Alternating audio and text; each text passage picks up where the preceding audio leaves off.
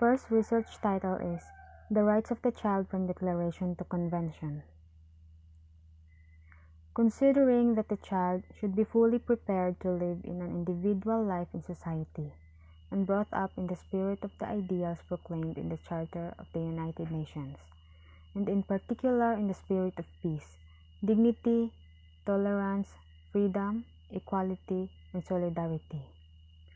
Bearing in mind that the need to extend particular care to the child has been stated in the Geneva Declaration of the Rights of the Child of 1924 and in the Declaration of the Rights of the Child adopted by the General Assembly on 20 November 1959 and recognized in the Universal Declaration of Human Rights, in the International Covenant on Civil and Political Rights, in the International Covenant on Economics, Social, and Cultural Rights, and in the statutes and relevant instruments of specialized agencies and international organizations concerned with the welfare of children. According to the United Nations Convention on the Rights of the Child, UNCRC, in 1989, children's rights have become a significant field of study during the past decades, largely due to adoption. Today, scholarly work on children's rights is almost inconceivable without considering the Convention as the bearer of the children's rights debate. The goal of this article is to critically explore academic work on UNCRC by means of a discourse analysis of international literature. The article maps the academic discourse on children's rights. Three themes are identified that predominate in the academic work on the UNCRC. First, autonomy and participation rights as the new norm in children's rights practice and policy. Second, children's rights and parental rights. And lastly, the global children's rights industry. That these three themes distinguish contemporary scholarly work on UNCRC might not be a coincidence. Analyzed from the process of educationalization that has characterized childhood in Western societies since the 19th century. The perspective of educationalization presents a contemporary research agenda for children's rights for the coming decades.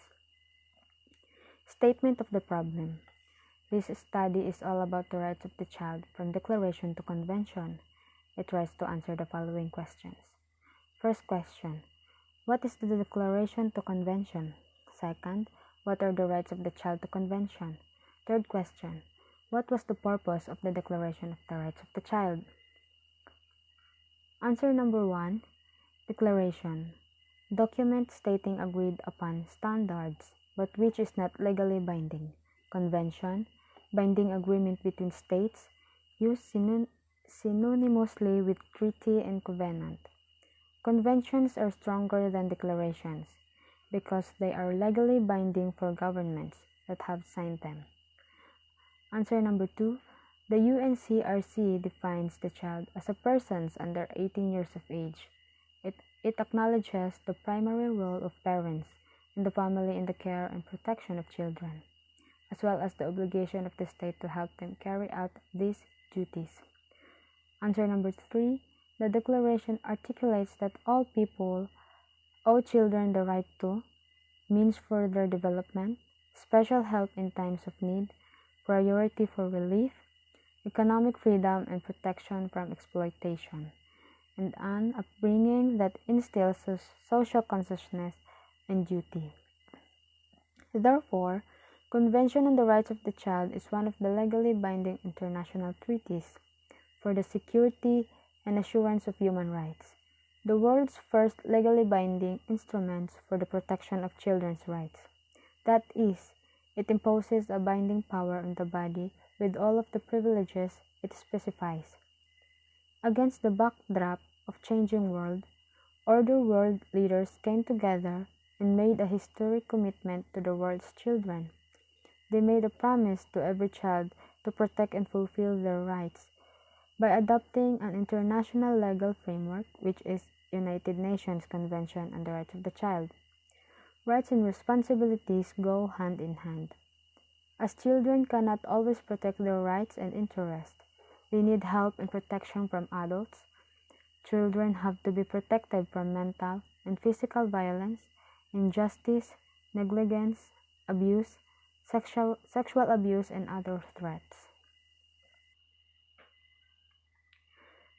Second research title is The Evolution of Human Rights Law. Originally, people had rights only because of their membership in a group, such as a family. Then, in 539 BC, Cyrus the Great, after conquering the city of Babylon, did something totally unexpected. He freed all slaves to return home. Moreover, he declared people should choose their own religion. The Cyrus Cylinder, a clay tablet containing his statements, is the first human rights declaration in history. The idea of human rights spread quickly to India, Greece, and eventually Rome.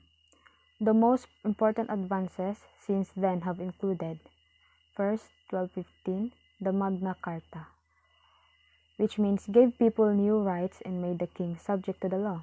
Second, in 1628, the Petition of Right, which means set out the rights of the people. Third, in 1776, the United States Declaration of Independence, which means proclaim the right to life, liberty, and the pursuit of happiness. Fourth, in 1789, the Declaration of the Rights of Man and of Citizens, which means a document of France stating that all citizens are equal under the law. And lastly, in 1948, the Universal Declaration of Human Rights, which means the first document listing the 30 rights to which everyone is entitled. Statement of the problem. This study is all about the evolution of human rights law. It tries to answer the following questions. First question, what is evolution? Second, what is human rights? Third, what would be the impact of human right to the law? Answer number 1. The evolution is change in the heritable characteristics of biological over successive generations. Answer number 2. Human rights are rights inherent to all human beings, regardless of race, sex, nationality, ethnicity, language, religion, or any other status. Human rights include the right to life and liberty, freedom from slavery and torture, freedom of opinion and expression, the right to work and education, and many more. Everyone is entitled to these rights without discrimination. Third question is, what would be the impact of human right to the law? The answer is, the impact of human right to the law is that this volume provides the first comprehensive examination of the impact of international human rights law on general international law. It considers area including the structure of international obligations, the formation of customary international law, treaty law, immunities, state responsibility, and diplomatic protection. The knowledge and respect of rights that students gain from this, combined with understanding, respect, and tolerance for difference, can empower them to tackle prejudice, improve relationships, and make the most of their lives. We also need to understand the significance of human rights, which ensure that people have the resources they need to meet their fundamental requirements, such as food, shelter, and education, so that they can take full advantage of all chances. Finally, human rights guard people from abuse by those who are more powerful, by protecting life, liberty, equality, and security. Third research title is Convention on Consent to Marriage, Minimum Age for Marriage, and Registration of Marriages. Desiring, in conformity with the Charter of the United Nations, to promote universal respect for and observance of human rights and fundamental freedoms for all, without distinction as to race, sex, language, or religion.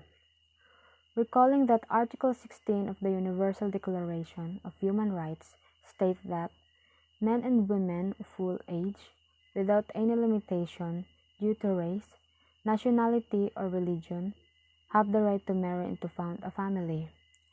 They are entitled to equal rights as to marriage, during marriage, and at its dissolution.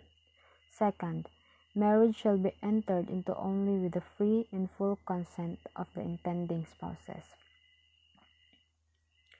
Reaffirming that all states, including those which have or assume responsibility for the administration of non-self-governing and trust territories until their achievement of independence, should take all appropriate measures with a view to abolishing such customs, ancient laws, and practices by ensuring, inter alia, complete freedom in the choice of a spouse, eliminating completely child marriages and the betrothal of young girls before the age of puberty, establishing appropriate penalties where necessary, and establishing a civil or other register in which all marriages will be recorded.